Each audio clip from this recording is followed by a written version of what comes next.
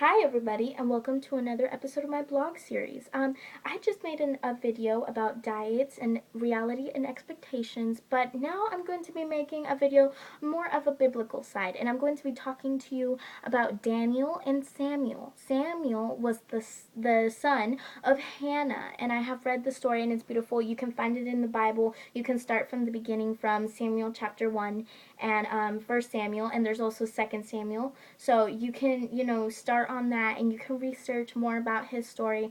I think Samuel was a very admirable person. Like, he was such a good servant of God, especially when he was young, and Hannah wanted a son, and she kept asking God for a son, and finally she got that son, and she was like, you know what, God, I'm gonna dedicate him to you.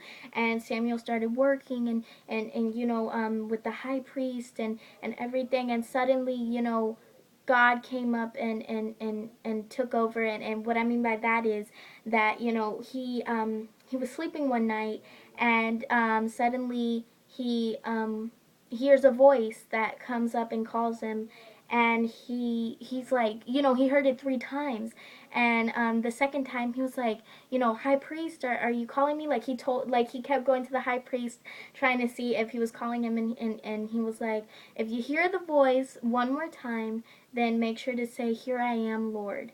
And he knew it was God, and the story kept on from there. Also, Daniel was also a great servant of God, especially since he had to go through the lion's den story, where the king put him in the lion's den, and that was not easy. I'm pretty sure I probably would have been terrified, but but I think he was a brave man, and he knew who he believed in. He knew that he believed in God and nobody else, and he didn't care. I mean, he had the coverage of God totally with him, and he overcame that story too. And you can also read that in the Bible and research on Daniel. So I just wanted to tell you guys, it doesn't matter what situation you're going through, or just make sure to go out there and follow your calling that God has given you.